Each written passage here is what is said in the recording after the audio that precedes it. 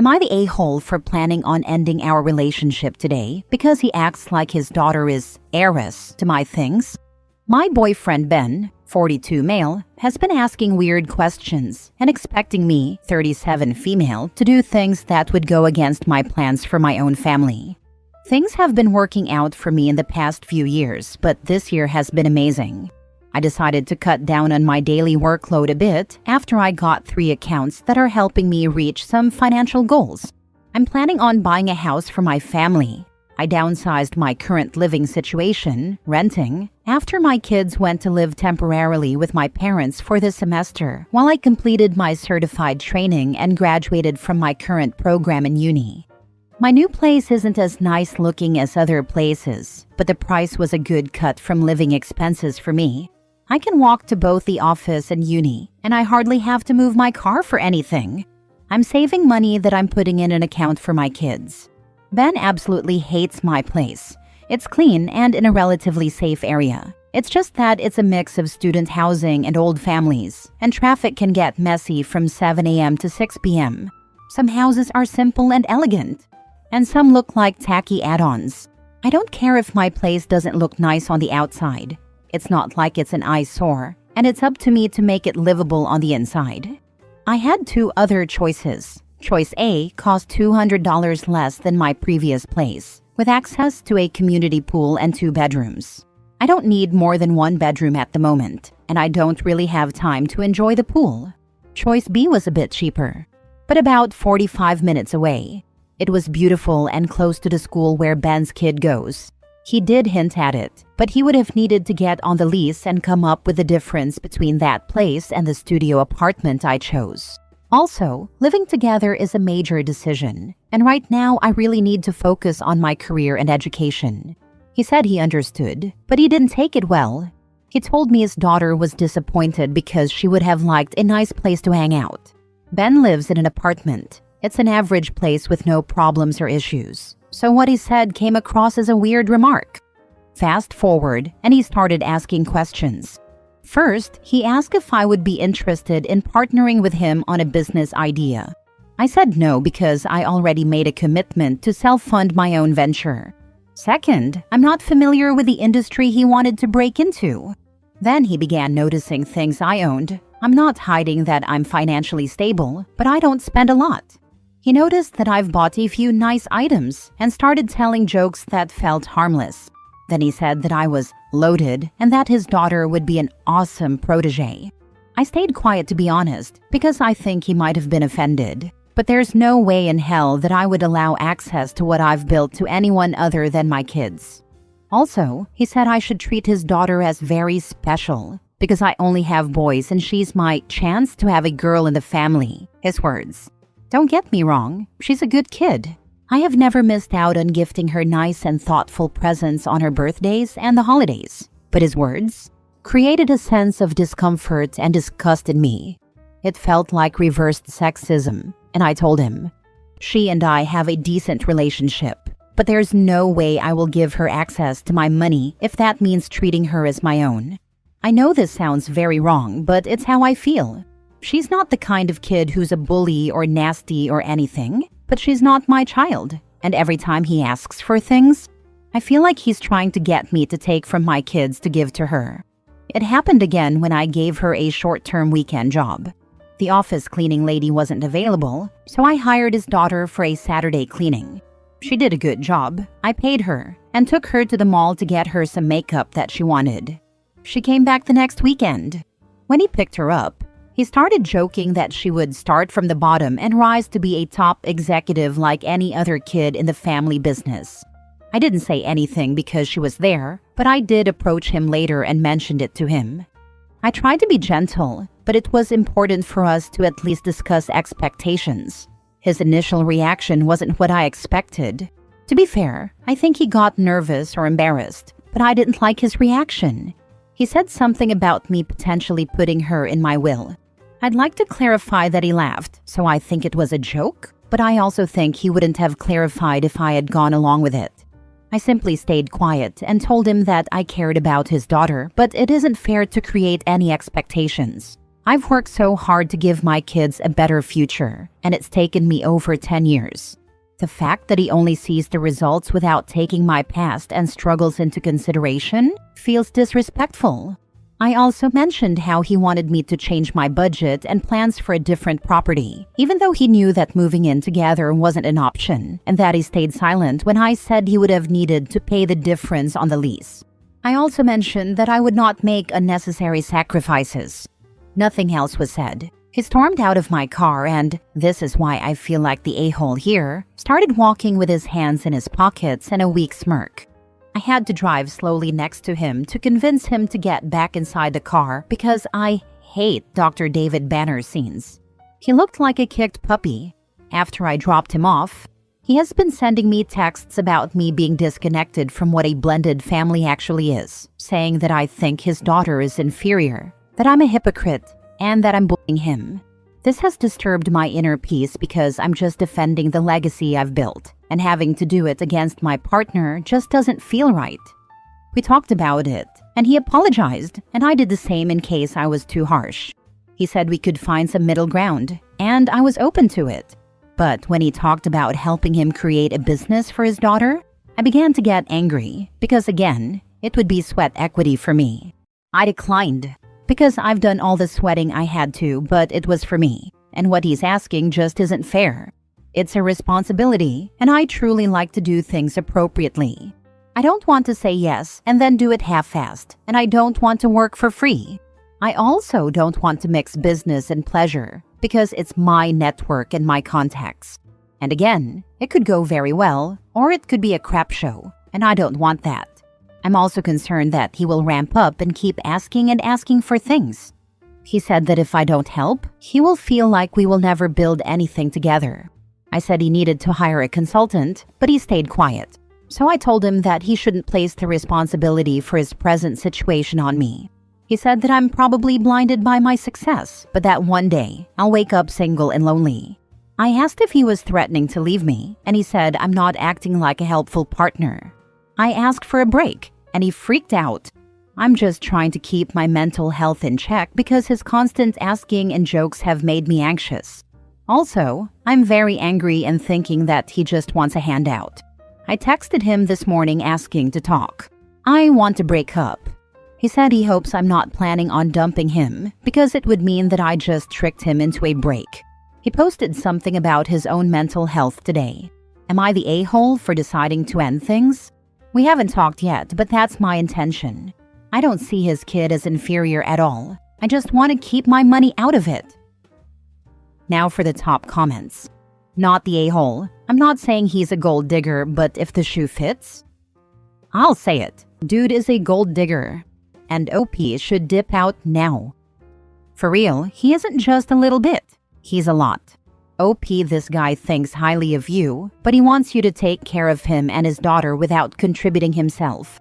I commend you for figuring things out and sticking to your guns. I don't think he's right for you. Level up. I feel like he's trying to get me to take from my kids to give to her. Not the a-hole. It's not a feeling. It's a fact. What did he plan to give to your children? Nothing. Oh, how surprising.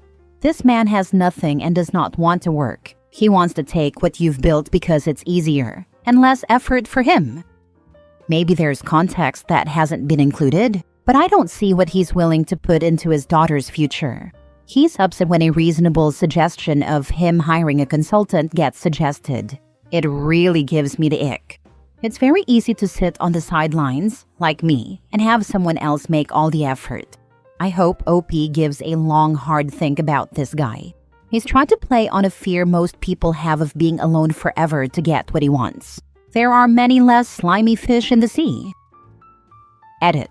To the judgmental people calling me names for letting my kids live with my parents for this semester only, please enlighten me. Would it be a great option to reject a good opportunity and finish my education to gain your approval? Right, because not doing my best to give them a good financial start in life is a better option. Also, where did you get that I'm an absent mother? Did I say that I don't see them or spend time with them? To those who offer advice, thank you. To those who disagree but definitely jump to, mothers should not do what they can to secure their kids' financial future and stay poor but at home? Thanks. Next story. Am I the a-hole for leaving my date alone and drunk in a bar? I, 25 male, matched with a woman, 25 female, and we made plans to meet for food and drinks. We agreed to Uber to the restaurant around 6:30. When I arrived, she was already at the bar drinking. We then got a table. About an hour in, she seemed a little drunk, but I didn't mind. We were having fun. However, she didn't seem interested in eating. Finally, I just ordered a few appetizers because I was starving. When the food came, she ate about 3 bites. I suggested she order something else, but she told me she doesn't get hungry when she's drinking. She was drinking quite a lot, and eventually, I noticed a slight slur in her speech, so I decided it was time to call it a night. I paid the check and offered to share an Uber with her and drop her off on the way. She asked me if we could go across the street to another bar for one more drink. I agreed because I did feel a connection with her, but I made it clear that I really had to go home soon because I have work early in the morning. She agreed that we would go home after one more. We got to the bar, and she ordered a double Jack and Coke, as well as a shot for each of us. After we took the shot and finished one drink each, I told her I was calling the Uber and once again offered her a ride. She tried to get me to stay for another, but I politely declined and told her I'd like to see her again another time. I meant it. This is when things went bad. I guess that last drink and shot really did her in because she was starting to get loud and obnoxious. I tried multiple times to nicely tell her we should leave, but she kept flirtatiously saying things like, "Are you trying to take advantage of me? I'm not that kind of girl." I even offered to order her own Uber home, separate from mine, but she told me she wasn't ready to go home yet. She then told me that if I stayed for one more, she'd come back to my place with me. I said no, thank you. I asked if there was anyone I could call to pick her up, but she said no. When my Uber arrived, I offered one more time to take her home, and she still refused. But this time she seemed angry and told me to stop telling her what to do. She also called me a pussy. People were starting to stare. The last thing I wanted was to make a scene. Finally, I just walked out and left her there. By this time, it was 11 p.m., which is a little late for me because I wake up at 5 for work. She was blowing up my phone for over an hour and cursing me out for leaving. I ended up blocking her and going to sleep. The next day, I woke up to 9 messages from her on Facebook Messenger. She had found my profile and called me every name in the book because I abandoned her at a bar. I ignored the name calling and asked if she got home okay. She hasn't responded. I'm struggling a little because normally, I'd never do this to a woman. I have 2 sisters, and I'd hate for a guy to just leave them alone if they were that drunk. But at the same time, I don't think it's my responsibility to force her to leave. I tried multiple times, and she refused. Am I the a-hole? If this ever happens again, be sure you notify the bartender or bouncer so they can make sure some a-hole doesn't steer her out while she is drunk. They can intervene to make sure she leaves on her own. It's also in your best interest to tell the bar staff that you do not know her and you two just met. It's sad that you have to take these precautions, but it can be a great defense, especially if she's coherent enough to do a social media check, track you down, and harass you. Not the a-hole. She is an adult and you tried multiple times to end the date and send her on her way safely. You are not responsible for her issues. To add, agree with other commenters that involving staff here would have been a good idea for her own safety. Also, dodge the bullet. Not the a-hole. She has issues she needs to take care of before starting dating. Not the a-hole. Block her on everything. She has no off switch. A couple drinks turns into many until she is plastered. You are a gentleman. You try to offer her ways home. She is a big girl. Her problem. Her loss too. Too bad she missed out on you. Last story. Am I the a-hole for breaking up with my girlfriend and telling her what she did was cheating, whatever she says? Okay, I feel like this is ridiculous. And honestly, her reaction is more hurtful than the actual action. My relationship with my now ex-girlfriend has been fairly turbulent for the past, say, year and a half, together for 4, and during big arguments, she has a habit of ending the relationship. But this only ever lasts at most a few days. She does this often, and from what she said herself in the past, we both know that it's just anger and we aren't really broken up. Immature of her, but that's a different story. I recently found out that on one of these times, where, bear in mind, there was not a single day we weren't in contact, albeit arguing, she hooked up with someone else. When I found out, her reaction was to bluntly deny that she'd cheated. We weren't together, so she doesn't even feel like she did anything wrong. Obviously, I've dumped her, and she's saying that isn't fair because it wasn't cheating, so I have no reason to be angry. Am I freaking crazy here, or is that the biggest joke of an excuse imaginable? She said she's sorry because it hurt me, but is fully insisting that she didn't actually cheat, so it wasn't wrong and I'm being unfair to her. So, as far as I'm concerned, she absolutely did cheat. This was 1, at most 2 days of being broken up, with constant contact. Am I the a-hole for telling her that she is a cheater and I want nothing to do with her? Edit to add, we are not teenagers. We're both in our 30s, so the fake breakups and anger are immature enough, but I felt I should add that, as I'm aware, this sounds like something that belongs in a teenage relationship, which is bloody ridiculous. You're not crazy. You're just done being manipulated. These "we're broken up for a day" tantrums aren't real breakups. They're emotional blackmail. You both knew that. She knew that. So using one of those temporary breaks as a free pass to sleep with someone else? Yeah, that's cheating. If you break up with someone in a heated moment, continue texting them like you're still in a relationship, and then hook up with someone immediately, that's not moving on. That's betrayal wrapped in a technicality. And let's be real, saying "I didn't cheat, we were broken up," while also saying you have no right to be upset, is gaslighting. She's trying to invalidate your feelings to dodge accountability. You're not being unfair. You're protecting your peace and drawing a boundary with someone who clearly didn't respect the relationship. You're allowed to be hurt. You're allowed to call it what it was. And you're absolutely allowed to walk away. Good for you. Thank you. The disrespect I feel by her denying she did anything wrong honestly feels worse than the cheating. Like, damn, at least pretend to be sorry. Tell her whether she counts it as cheating or not. She broke up with you to sleep with someone else, and you don't want her back after that.